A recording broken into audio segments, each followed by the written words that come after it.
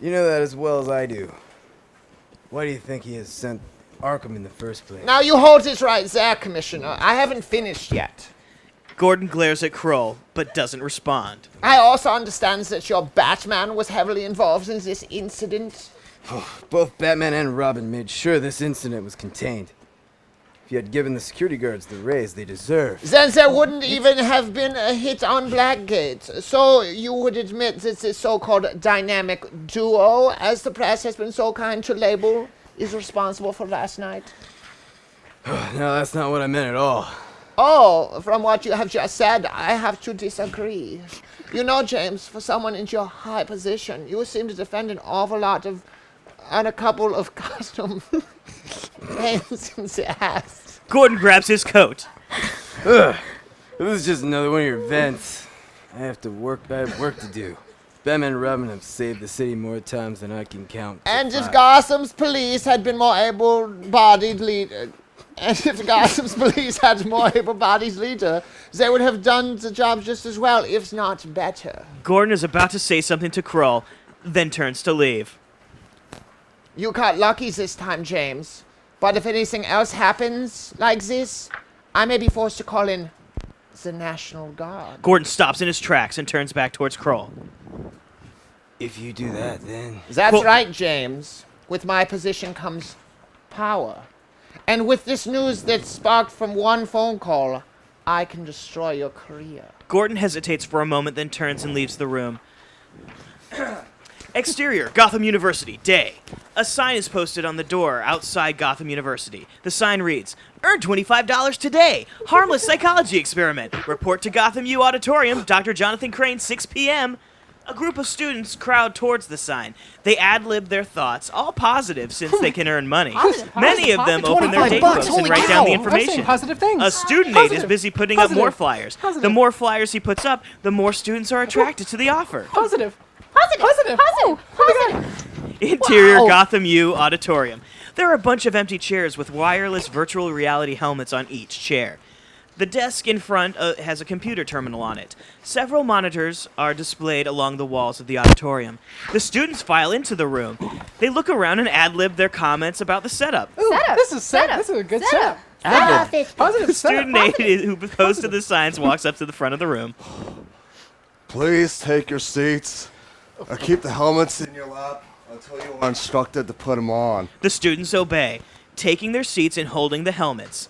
When everyone is in their seats, the door opens and Crane walks in. He looks around the room and smiles. Positive. My, such a wonderful turnout here, yes, of course. Thank you all for coming, ladies and gentlemen, and I'm so thrilled that there are so many of you here. Crane walks over to the student aide and pulls out a 20 from his wallet. Crane hands it to the aide. Thank you for your help, my friend.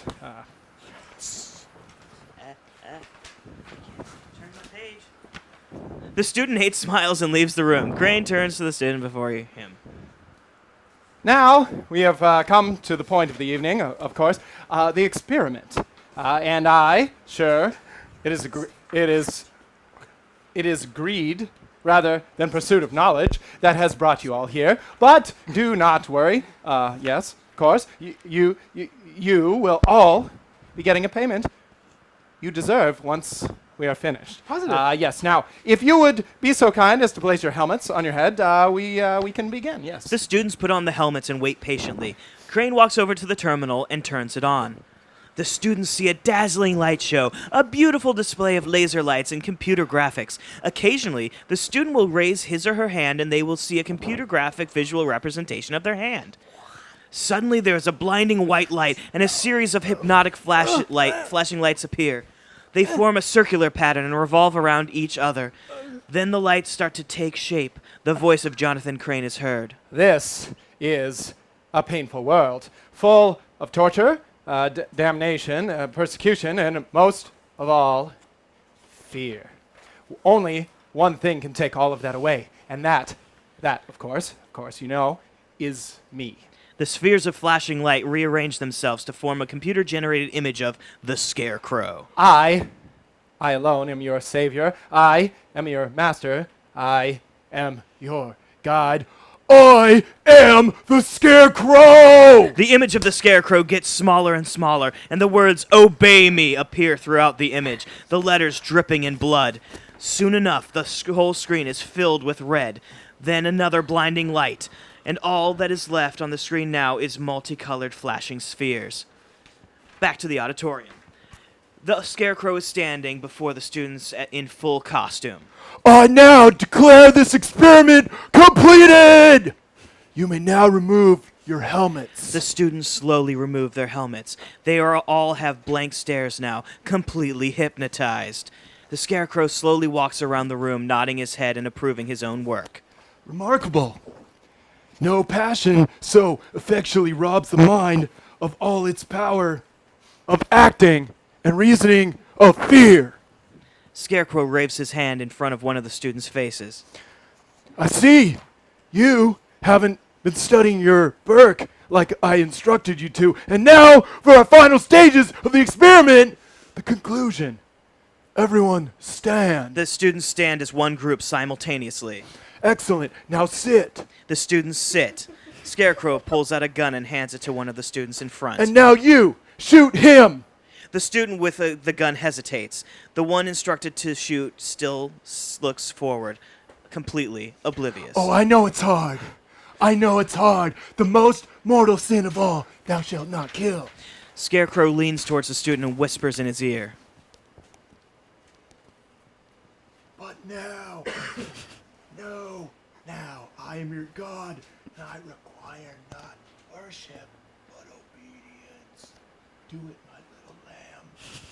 Do it. Make your God happy, and earn a place in his kingdom for all time. Kill him! The student pulls the trigger. A shot rings out. The target drops to the floor, dead. Incredible! I amaze even myself! Now, I need all of you to line up and go to my classroom. There you'll find your costumes. Now move! The students stand and line up to leave the room. When all the students are gone, Dean Rowland runs into the room. There is nobody in the room, just the equipment. Is anybody in here? I heard a gunshot. The Scarecrow rocks into the room and grabs Roland's shoulder. Roland is startled and he turns around. But of course, my friend. And in fact, you're just the person I need. I'll need another chaperone for the field trip I'm sending these students on. Scarecrow grabs a virtual reality helmet. He puts his arms around Dean Rowland and leads him to a seat.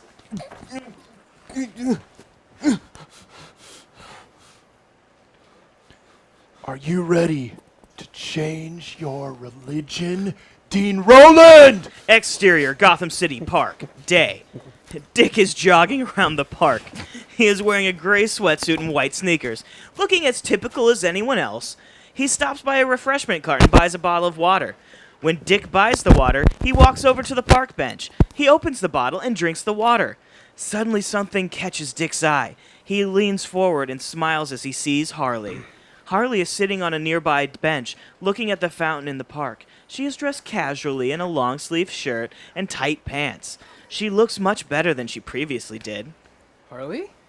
Dick gets up and walks over to Harley's bench. Harley? Harley Quinn? Harley looks up and smiles as she sees Dick. Dick Grayson? Both of them are speechless, unable to stop smiling. How are things? I mean, how have you been? Great. Things have been going well. How about you? Are you still at the circus? Oh, no. I had to leave the circus quite a few years ago. What did your parents say about that? Don't they still need you as one of the flying Graysons? Dick sips his water, then pauses.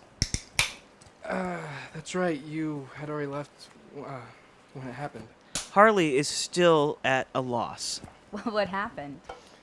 My parents died. Some guy named Two-Face killed them. My older brother too. Oh my God, Dick, I'm so sorry. Harley gets up and gives Dick a big hug.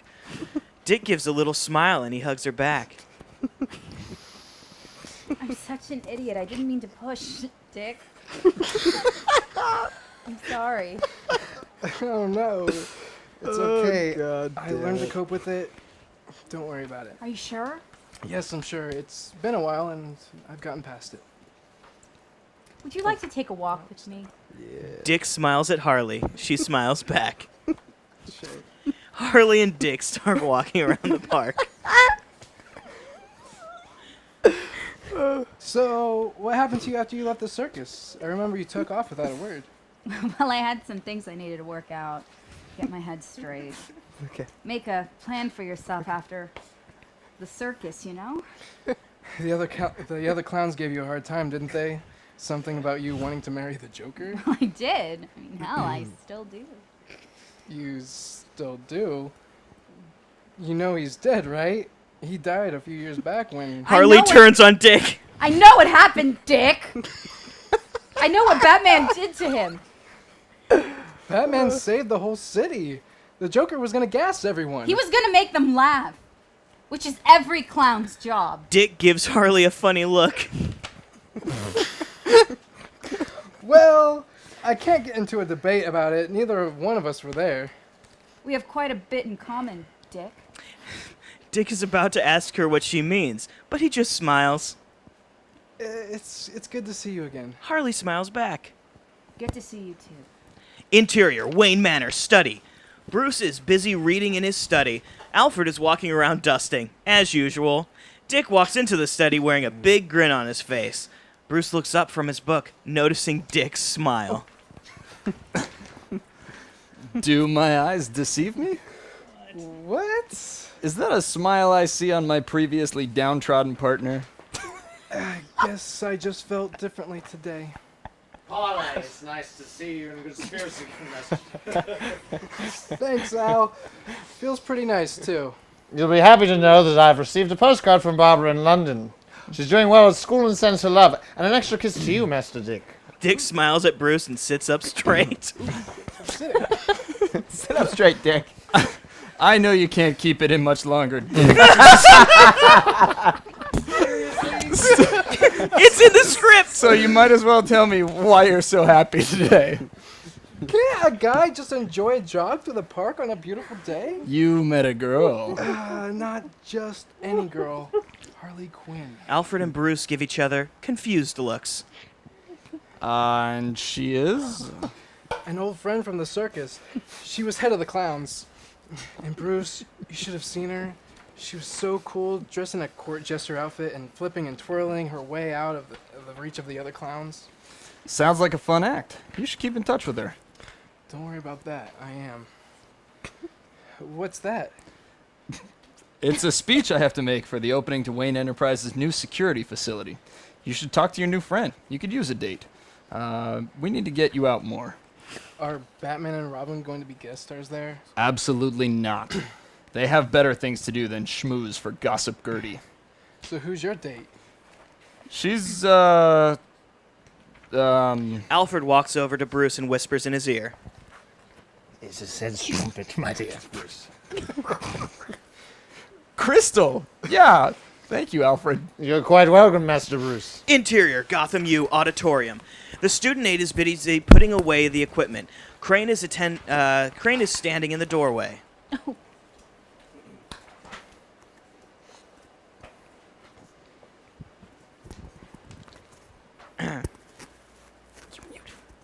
Crane is standing in the doorway. Crane is standing in the doorway. Oh my gosh, it's not highlighted. It's not sorry.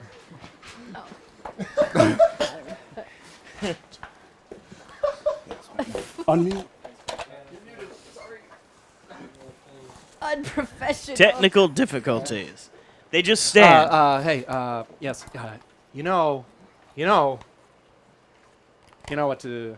The moon, so pretty. But do you know what to do with that? Of course I do. You pay me good money. The student aide transform into Cornelius Stirk. I expect to have it back when you're finished, Dirk. So what's the plan tonight? Well, you of course are going to lead our army to the new security facility that Wayne Enterprises is opening. And what about you? Well, we'll need a diversion. Something to get Batman and Robin off our backs.